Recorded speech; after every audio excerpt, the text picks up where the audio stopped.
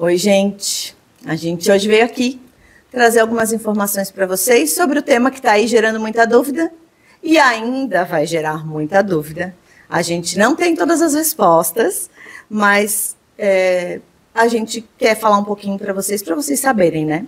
Que é a nova APL aí, que vai regular os motoristas de carros por aplicativo. Então, Uber e 99. Tem algumas outros mais, né? Aqui a gente tem Uber 99, mas em outros estados tem outros, né? Então, o que eu quero trazer primeiro, num primeiro pensamento para vocês, né? Em 2023, foi feita uma reunião, que a gente chamou de uma reunião tripartite, que envolveu o governo, as empresas de aplicativo e sindicatos. A principal pauta deles é ter sindicato regulando isso. Então, isso é uma questão. E eles criaram, então, com essa PL, que ainda não está aprovada, a Mari logo vai trazer aí os detalhes para vocês, regulamento para uma nova modalidade de contratação, que não é CLT. Então, houve uma negociação. Tudo que está nessa PL foi negociado entre esses três vieses. Então, entre as empresas de aplicativo, né? A gente cita aqui duas mais conhecidas, Uber e 99, que é o que está aí na mídia, mas tem outras, como a Mari está falou aqui para vocês, governo e um sindicato que vai representar as categorias aí, tá? Então, isso é o primeiro ponto. Houve, para chegar nessa PL, uma negociação entre eles. Vamos lá. E a PL em si é um projeto de lei, não é lei, não tem nada valendo ainda. Tem como objetivo torná-los formalmente autônomos. Só que a lei traz algumas regras para que isso aconteça. Algumas regras que, no meu entendimento, colocam eles numa posição de um pouco empregado, um pouco não. Então, o que a lei faz? O que o projeto de lei faz? Diz que eles são autônomos, que eles não têm horário de trabalho, diz claro que eles são autônomos, que eles não têm horário de trabalho, que eles podem, por sua própria vontade, trabalhar o tempo que quiser, desde que não ultrapasse 12 horas. Isso já não é um autônomo. Isso. E uma coisa bem importante, que eu achei curioso da lei. Não li ela na íntegra toda, gente, da lei não, do projeto de lei. Que eles vão, é o máximo de jornada de todas as plataformas. Aí fica a pergunta que é minha. Como que alguém vai controlar isso? Porque os motoristas trabalham, como é que a outra plataforma trabalha, sabe que ele trabalhou tantas na outra? Vai ter que ter uma integração entre as plataformas, né? Que é um absurdo. Enfim, aí tem a contribuição previdenciária, que vai ter que ter. E um mínimo, né? Lembrando que eles estão ali condicionados a receber, mesmo que contribuam mais, apenas um salário mínimo em caso de acidente. Isso. Tem isso assim também. Como é o MEI, mais ou menos, para vocês entenderem. O MEI recebe só um salário mínimo. Então, o deles também, né? Garantido um salário mínimo nacional aí. Né? Exato. Assim, analisando a lei, eu particularmente acho que tem bastante aspectos que poderiam melhorar, que poderiam tornar mais livre. Eu acho que deve fazer uma lei para autônomos. Nesse sentido, tá? Eu acho interessante regular nesse aspecto para acabar com essa discussão. Mas eu acho que na medida que eles criam muitas regras, é para dar errado. Uma lei que, para mim, funciona muito bem e que pode ser usado como base para a melhora dessa lei é a do salão parceiro. O que diz a lei do salão parceiro? Que foi criada justamente numa discussão como essa. Que havia muitas discussões se manicure, cabeleireiro e etc e tal eram empregados ou não do salão. Não eram empregados, porque sempre foi uma parceria, eles recebiam pelo trabalho deles, sempre foi uma locação da bancada, o controle da sua agenda. E o controle da sua agenda. Sempre foi assim. Qualquer salão, a maioria dos salões é assim. Até que veio a lei do salão parceiro e regulou essa situação. E a lei do salão parceiro, ela é muito clara. ela pede que faça um contrato de prestação de serviço e que registre no sindicato. Ponto. Essa é a solicitação da lei para que seja considerado um autônomo, um prestador de serviço. Não tem outras informações como obrigação de valor mínimo e todas essas coisas. Não tem.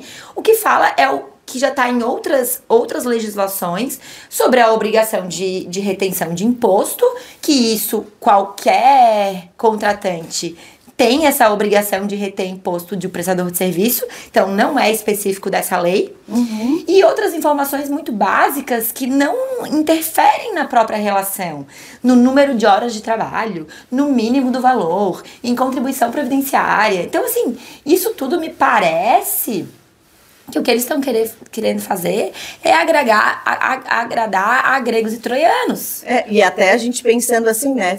A nossa legislação trabalhista hoje não permite que um trabalhador trabalhe mais do que 10 horas. Eles estão sendo permitidos a trabalhar 12. Só é permitido ao trabalhador na CLT trabalhar 12 por 36. Mas, se não, o máximo são 10 horas diárias. Então, assim, não tem que regular. Não tem, né? Limite de trabalho de um autônomo. Se o cara quiser fazer como se fosse plantão médico, 24, 72, 24, 48, ele faz. Ele é autônomo. É ele que vai fazer o quanto ele vai ganhar, né? E outra, e se o cara quiser trabalhar 12 horas e em casa dormir 3, 4 horinhas pra descansar e voltar e continuar trabalhando? Não pode. Não pode. Vai ter bloqueado o aplicativo dele. Então, assim, isso atende quem? Quem é que quer isso? Já existe alguns grupos se manifestando. Importante a gente lembrar que esse projeto de lei, inclusive, né, por que as empresas participaram nessa discussão? Porque já existem mais de 10 mil processos trabalhistas de autônomos que entraram pedindo vínculo de emprego. A questão aqui também, Naime, é que existe um efeito manada, né? Não necessariamente aquele cara queria o vínculo de emprego naquele momento. Porque por muitas vezes ele tinha o seu emprego formal e fazia o Uber no final de semana, ou ele fazia, a maioria faz o seu próprio horário, enfim. Só que às vezes estava sem dinheiro, estava precisando, eu não tô dizendo que é todo mundo é ilegítimo, né? Mas existe esse efeito manada e que isso acarreta isso tudo. E se eu tenho, assim, acredito que boa parte dessas pessoas, se enquanto estavam ali na prestação de serviço, fizesse uma perguntasse pra ele, ouvisse o que ele tem pra falar, ele não ia querer ser CLT. E acho que falta alguma coisa, e aí quero trazer só um pensamento aqui pra nós, né, Mari? Que às vezes, isso tu falou uma questão bem importante. Ele entrou ali no efeito manada porque ele estava sem dinheiro e daí viu uma possibilidade. A gente tem uma cultura no nosso país e que a gente já vem crescendo em aumentar isso, que é de achar que ser CLT traz segurança. Por quê? Porque tem o tal do FGTS depositado, que é quase que o empregador fazendo uma poupança para mim todo mês e o empregador lá retendo, porque eu não consigo contribuir com o meu INSS, então obrigatoriamente ele já desconta. E aí eu fico garantido caso eu tenha algum problema. Então, talvez o que falta para a gente é aculturar a economizar, a poupar, aprender a investir, a saber decidir o que fazer com o dinheiro, né? É muito pouco, né? É 8%. O FGTS é 8%. 8%, é muito pequeno. É muito pequeno. Se uma pessoa economizar 8% do seu salário, é o mínimo que uma pessoa deveria organizar da remuneração dela, né? Então, realmente, é uma cultura que busca-se essa segurança e não tem uma cultura do economizar. Particularmente, eu acho que, de fato, tem algumas profissões que o CLT precisa, que é importante que tenha uma regulamentação e tal. Mas não essa. Mas não o motorista de aplicativo. Não, porque já era autônomo na sua própria essência da forma como trabalha, né? Quando a gente olha para os elementos que caracterizam lá o vínculo de emprego... Para mim, eles só têm numerosidade. Exato, porque não tem... Não tem subordinação. Não tem pessoalidade, porque qualquer um pode prestar aquele serviço. tem onerosidade, não tem eventualidade, porque é absolutamente eventual. Exato. Quer dizer, é no horário que eu quiser. Pode ser eventual, Pode né? ser todo dia, pode ser naquela semana não vou trabalhar. Não existe nada que te obrigue, a empresa não te obriga a trabalhar, né? Olha só um exemplo muito legal. Pra te ver como realmente é um trabalho autônomo. Esses dias eu peguei um Uber com uma senhora, troquei uma ideia muito legal com ela. Ela tem um hobby de bater foto.